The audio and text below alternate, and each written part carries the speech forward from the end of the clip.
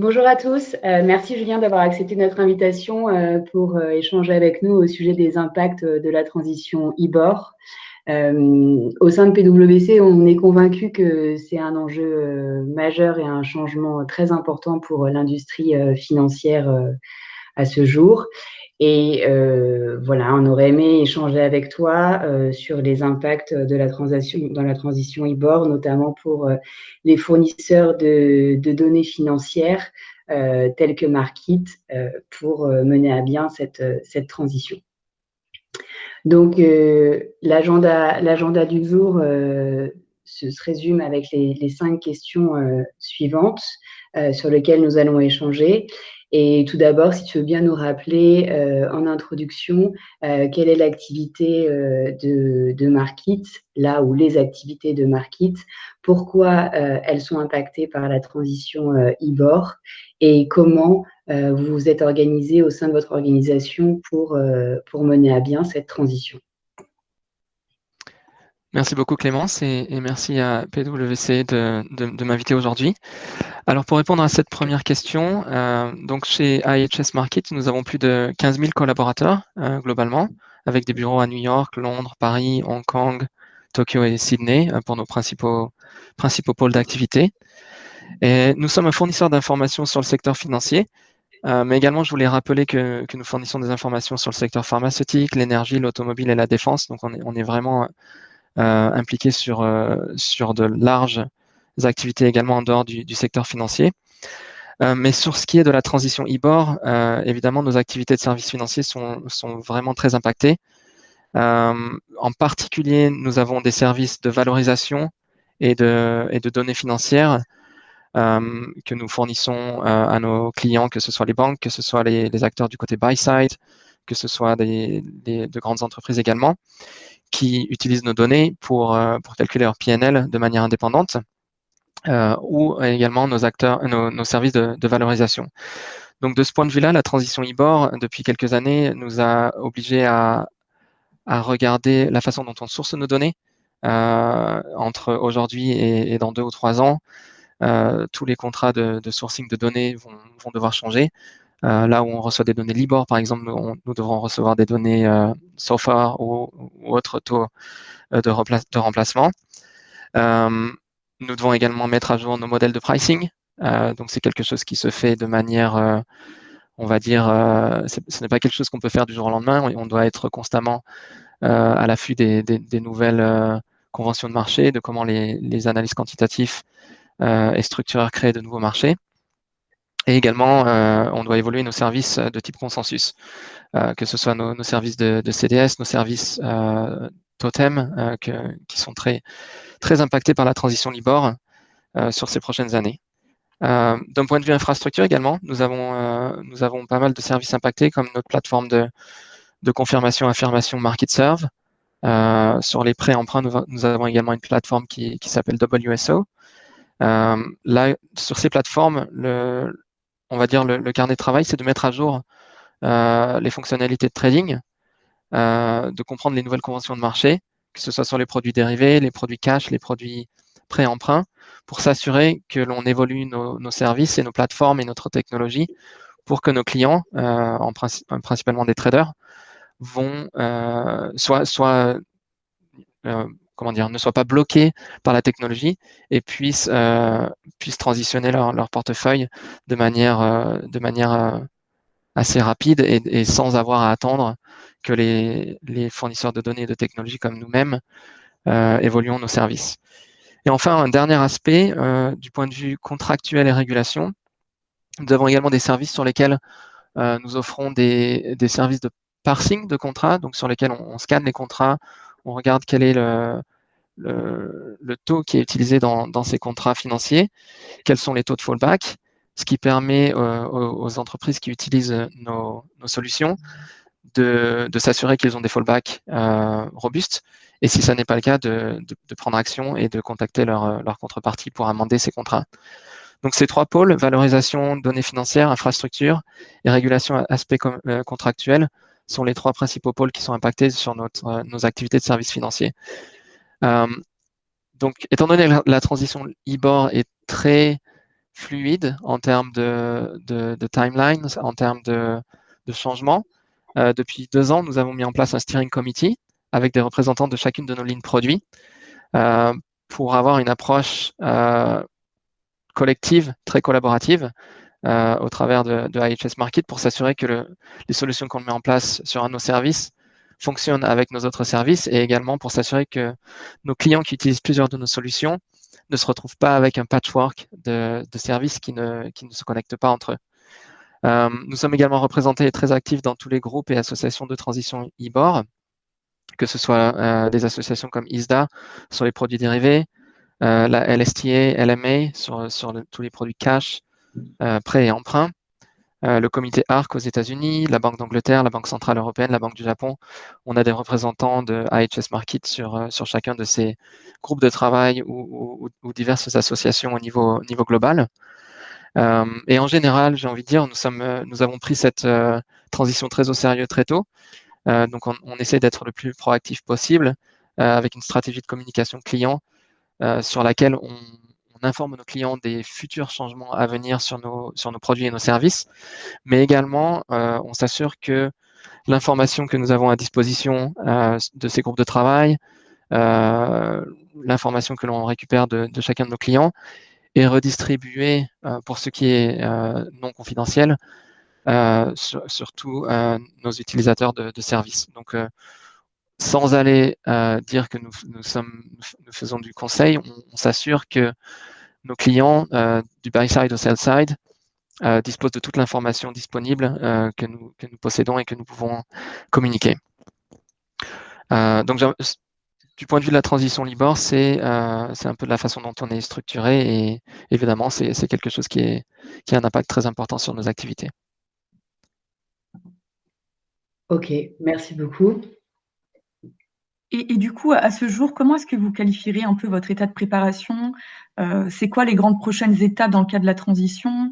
Est-ce qu'il y a eu des problèmes particulièrement importants qu'il y a eu un peu sur ce projet transition UBOR particulier qui serait intéressant de mentionner?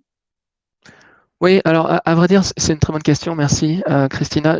Le plus difficile au travers de cette transition, c'est l'allocation de ressources en interne, on va dire, quand il y a de l'incertitude sur les nouvelles conventions de marché ou sur, vous savez, il y a un an, quel fallback va être la convention de marché sur les produits dérivés. Maintenant, on a beaucoup de clarité sur ce point de vue-là, mais il y a un an, on avait besoin de mettre en place des stratégies de développement en interne et c'est très difficile d'allouer des ressources sur un projet qui n'est pas spécialement clair en termes de timeline et en termes de que doit-on mettre en place. Donc, au maximum, de notre point de vue, en tant que fournisseur d'informations et de technologie, on essaye de garder une flexibilité maximum, donc de développer nos produits de telle sorte que, quelle que soit la convention de marché ou quelle que soit la nouvelle liquidité, on sera en position de poursuivre le standard de marché qui s'imposera.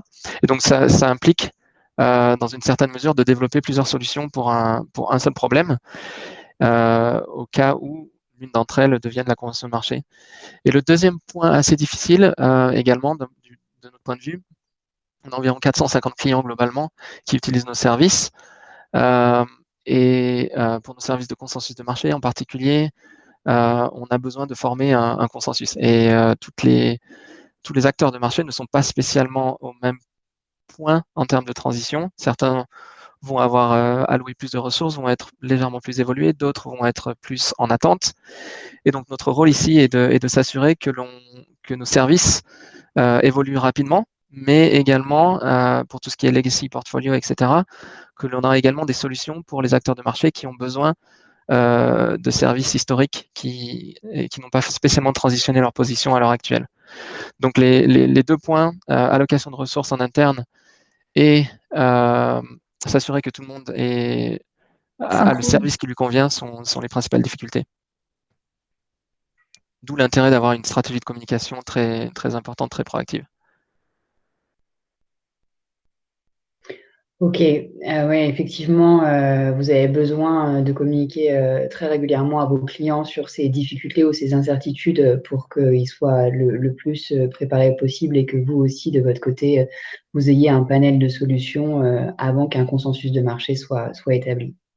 En termes de liquidité, l'incertitude sur la détermination des taux long terme, effectivement, avec le protocole ISDA, les fallbacks, on voit qu'un consensus se dessine.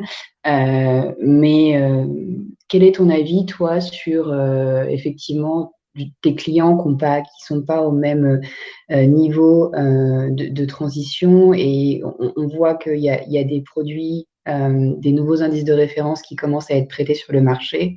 Mais est-ce qu'on est plus convaincu de la liquidité post-2021 où il y a encore, selon toi, beaucoup d'incertitudes et des clients qui ne seront pas du tout préparés? Alors, j'ai envie de dire que du point de vue de la liquidité, on a vu graduellement un accroissement de la liquidité, principalement aux États-Unis sur le taux SOFR, des suites du changement de convention de discounting avec les CCPs. Le protocole ISDA qui clarifie les conventions de fallback a également été très important pour standardiser les marchés et fournir un peu plus de certitude sur le futur des transactions après la disparition potentielle du taux Libor. J'ai envie de dire, du point de vue de alors ces deux événements ont été très bénéfiques à l'accroissement de la liquidité sur le taux SOFR.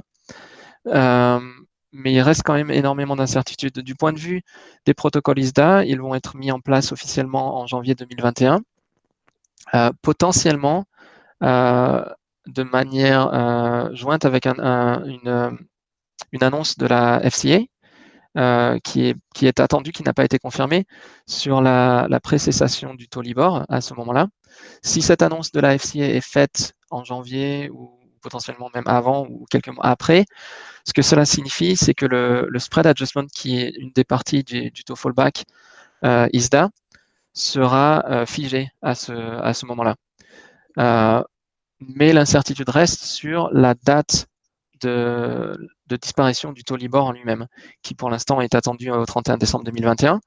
La FCA pourrait confirmer ça ou pourrait annoncer une date plus tardive ou plus proche. Donc, ce que cela signifie, c'est que même si un acteur financier adhère au protocole ISDA et que toutes ses contreparties adhèrent au protocole ISDA également, c'est une très bonne chose d'un point de vue opérationnel, mais d'un point de vue de valorisation, ça reste assez complexe puisque l'on aura une période de transition pendant laquelle, entre la précessation annoncée du taux Libor et la cessation officielle du taux Libor, la période de 9 mois ou 1 an ou plus sera toujours basée sur le taux Libor en termes de cash flows. Donc un produit qui va avoir une maturité de 10 ans, on va dire, sur la première année, va toujours devoir être valorisé avec un taux Libor pour ensuite être valorisé avec le taux fallback après la cessation du taux Libor. Donc d'un point de vue de valorisation, ça reste assez difficile puisqu'il faut mettre en place des courbes qui prennent ça en compte d'un point de vue de projection des taux forward et également d'un point de vue du discounting. Il y a également beaucoup d'incertitudes sur quel taux de discounting devrait être appliqué sur les produits qui sont sur les CCPs, que ce soit LCH ou CME. C'est assez clair que maintenant le taux SOFR aux États-Unis est le taux de discounting, mais pour les produits qui sont traités de manière bilatérale ou avec des agréments de collatéral différents, on a toujours le taux Fed Funds ou le taux Libor qui est utilisé. Donc il y a énormément d'incertitudes sur ces points de vue-là qui potentiellement peuvent amener de gros impacts en PNL et de transfert de valorisation entre contreparties. Donc je reviendrai, je pense qu'on peut revenir un peu sur le détail des protocoles ISDA, mais en termes de challenge de ce point de vue-là,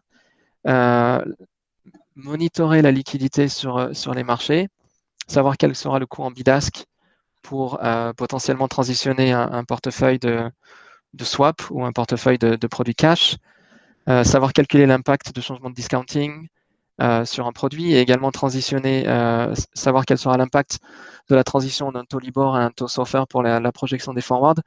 Ce sont encore énormément d'incertitudes d'un point de vue des modèles, d'un point de vue des market data disponibles, d'un point de vue de la concentration des marchés, qui font que malgré tout, il y a énormément de challenges qui restent et qui potentiellement vont ralentir un petit peu la liquidité. Et le point le plus important, c'est quand même que les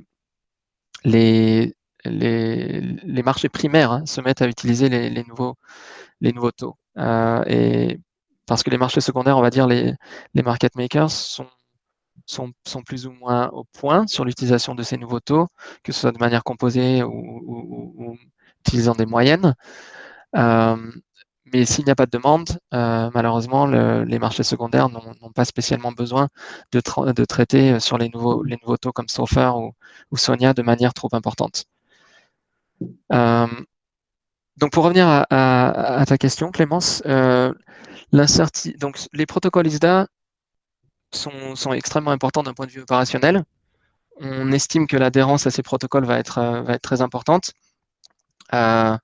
Également du fait que si une contrepartie adhère au protocole, il y a toujours la possibilité de négocier certains contrats de manière bilatérale. Donc il n'y a vraiment pas de point négatif à adhérer au protocole de ce point de vue-là, parce que d'un point de vue opérationnel et d'un point de vue risque de litigation, ça réduit ces risques énormément, mais ça laisse l'opportunité de renégocier certains contrats avant la disparition du taux LIBOR pour diverses raisons, que ce soit des raisons stratégiques ou des raisons de considération de PNL ou de profil de risque.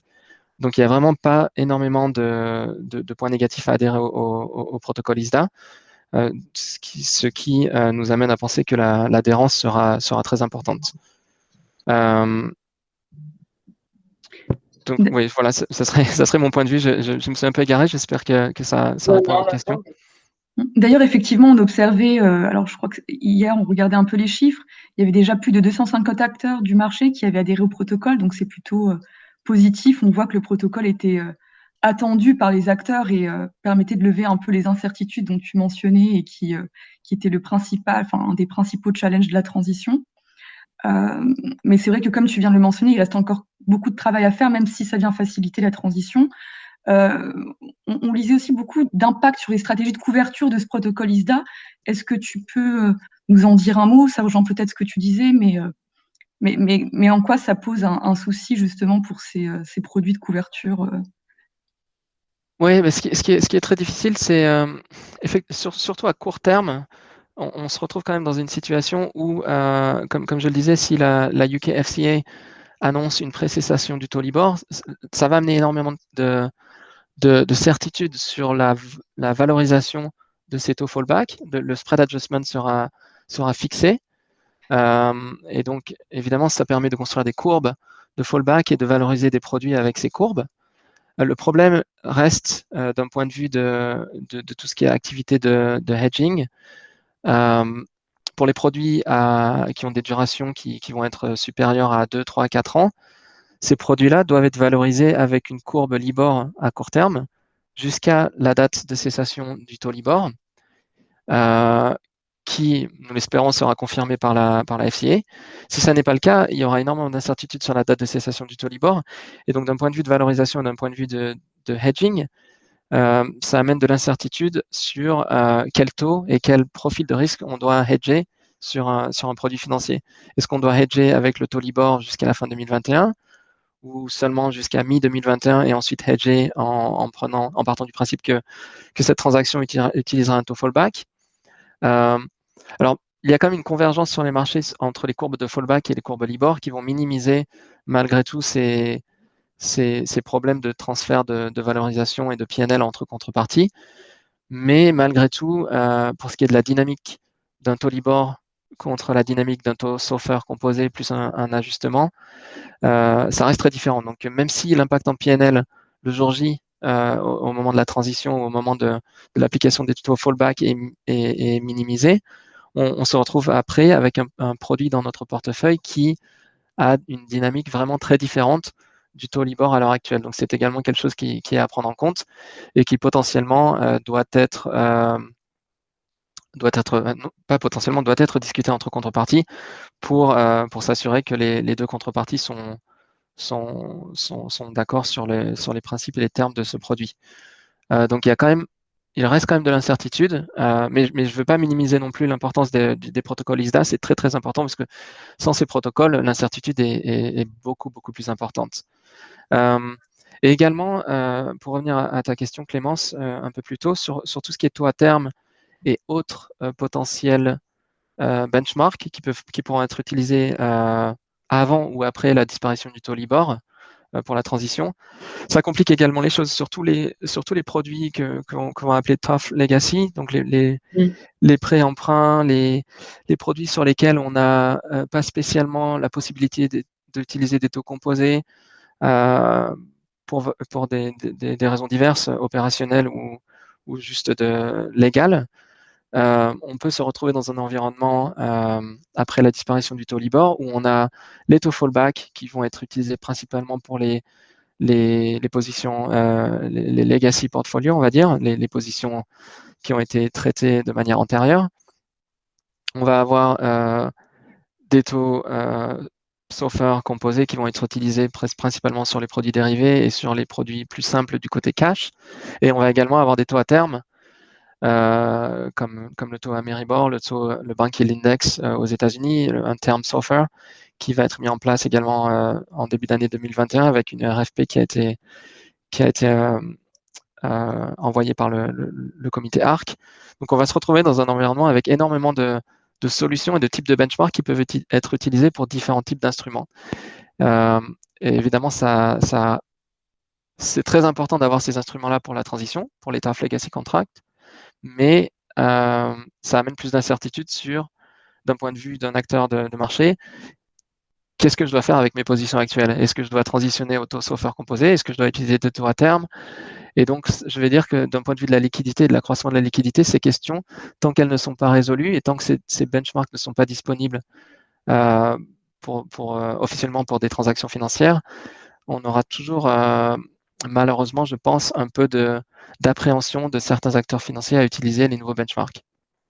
Oui, tout à fait. Et c'est vrai que tout est un peu lié, cette multitude de références disponibles sur les différents instruments financiers. Ça n'aide pas effectivement à un consensus et à l'accroissement de la liquidité pour l'utilisation de l'ensemble des mêmes références par tous les acteurs de marché. Mais effectivement, c'est des solutions qui sont à prévoir et les établissements travaillent dessus aujourd'hui à travers cette transition IBOR. Et il faut aussi rappeler que le but, c'était quand même d'éviter une fragmentation du marché. Donc, c'est pour ça que des acteurs tels que Markit, votre collaboration avec les market participants et les institutions telles que l'ISDA est très importante pour assurer une transition la plus facile possible pour les acteurs. Il reste quand même une dernière incertitude pour l'activité de Markit dont tu parlais en introduction, donc qui est les totems et CDS, donc ces processus de independent fair value pour les établissements. Justement, si avec cette multitude de références et le consensus, les consensus qui ne sont pas forcément au rendez-vous, comment vous appréhendez ce challenge justement pour donner un consensus de marché notamment sur les taux d'intérêt pour vos clients? C'est une très bonne question et c'est un des aspects les plus difficiles pour nous de la transition parce que mettre à jour nos modèles, mettre à jour nos agreements de sourcing de données, etc., c'est plus ou moins quelque chose qui doit se faire de manière accélérée, mais sur lequel on a un contrôle, on va dire en interne, sans avoir, ce sont juste des licences et des agreements de manière commerciale que l'on peut gérer en interne assez facilement. Pour tout ce qui est consensus de marché, que ce soit notre produit Totem qui est utilisé par les acteurs de marché pour pour revoir leur PNL de manière indépendante, ou notre produit CDS également qui est utilisé également sur le front office. C'est beaucoup plus difficile parce que, comme on en a parlé, comme tu viens de le mentionner, Clémence, le problème, c'est qu'il faut qu'on crée un consensus. Et malheureusement, les acteurs de marché ne sont pas tous d'accord sur la direction à prendre à un certain moment sur certains produits. Donc, il y a des différences de timing. Certaines banques vont être prêtes à booker des transactions sur le taux SOFR pour des produits de volatilité. D'autres banques, peut-être pas. Il y a différentes stratégies. Certaines banques sont plus proactives que d'autres. Et comme j'en ai parlé, ça reste quand même difficile parce que si par exemple, on vient de voir dans ces derniers mois des caps et des floors qui ont été traités sur les marchés de taux qui utilisent le taux SONIA et le taux SOFR. Et certains de ces caps et floors utilisent les indices publiés par la Banque d'Angleterre et par la Fed aux États-Unis pour le taux SOFR, qui sont des indices qui sont directement utilisables pour des taux à 30 jours, à 90 jours et 180 jours. Mais certains de ces cap floors utilisent des taux composés, comme le veut la FCA et d'autres acteurs de marché. Donc, c'est très difficile de savoir si le marché va se développer sur les indices publiés de manière, on va dire, indépendante par la Fed et par la Banque d'Angleterre, ou si le marché de la volatilité va se développer sur des taux composés en utilisant directement les taux SOFR ou les taux SONIA. Donc, de notre point de vue, ça va dépendre du produit. Le produit totem, c'est légèrement plus facile parce qu'on peut se permettre une flexibilité sur laquelle, s'il y a plusieurs conventions de marché à un moment donné, comme à l'heure actuelle, on peut mettre en place différents types de templates pour tous les produits qui sont traités à l'heure actuelle. Si un produit prend le devant et qu'en 2022, les taux composés sont utilisés de manière standard sur tous les produits de volatilité, du point de vue totem, ce que l'on fera, c'est qu'on a un template qui utilise les indices de la Banque d'Angleterre, un template qui utilise les taux composés, les banques nous soumettent, nous contribuent leurs données, et on produit un consensus de marché sur les deux. Donc ça peut fonctionner sur la transition, et à terme, l'un des deux prendra le dessus, et du point de vue du produit totem, seulement l'un des deux templates sera maintenu. Donc on est évidemment en discussion très régulière avec toutes les banques pour s'assurer que l'on fournit des consensus de marché sur les produits qui sont traités à l'heure actuelle, et dans le futur, que ce soit nos consensus sur les produits Libor, que ce soit les consensus sur des produits qui finalement n'auront pas attiré trop de liquidités, on peut arrêter ce produit-là. Pour le CDS, c'est beaucoup plus difficile parce que c'est un produit qui est utilisé également sur le front office, sur des activités de booking, etc. Et donc, du coup, on ne peut pas vraiment se permettre d'avoir différentes conventions qui sont disponibles en parallèle. Donc, sur le produit CDS, ce que nous avons fait, c'est que très tôt, nous avons discuté avec ISDA pour s'assurer que l'on discute avec les acteurs de marché, principalement les banques, et pour s'assurer que la transition du produit CDS et l'utilisation des nouveaux benchmarks se fasse de manière, on va dire, la plus facile possible pour les acteurs de marché. Mais l'approche sera de transitionner le produit à une date qui n'a pas encore été confirmée, probablement en 2021, sur laquelle, on va dire, si on prend le taux USD, les produits CDS en dollars, pour l'instant, on publie une courbe Libor. La courbe sera une courbe SOFR et cela se passera en une journée. Donc, le marché CDS transitionnera, on va dire, j'aime pas trop appeler ça un Big Bang, mais si vous voulez, du jour au lendemain, le produit CDS changera complètement de modèle. Donc voilà, les difficultés sont là et diffèrent selon les produits. Très bien. Alors, je pense qu'on a couvert à peu près toutes les thématiques qu'on souhaitait discuter avec toi lors de ce podcast. Merci beaucoup, Julien, d'avoir participé et d'avoir répondu à nos questions. Donc, pas de problème, c'était un plaisir. Plaisir partagé. Donc, on comprend qu'il reste encore beaucoup d'incertitudes sur cette transition IBOR, bien que voilà, il y a eu quand même quelques levées de voile avec des associations par exemple ISDA, le protocole qui a récemment été publié, ou encore d'autres interventions des régulateurs qui essaient un peu de lever ces incertitudes. Donc on va continuer à suivre de près ces évolutions au sein de notre working group et on n'hésitera pas à échanger avec toi dans le futur. Eh bien, merci beaucoup Clémence et Christina. C'était très, très utile et toujours un plaisir de discuter de ces problèmes avec PwC et j'espère que l'on aura l'occasion de faire le point un peu plus tard dans l'année ou en début d'année prochaine sur l'évolution de ces problématiques. Oui, pourquoi pas. Merci beaucoup, Julien. Merci.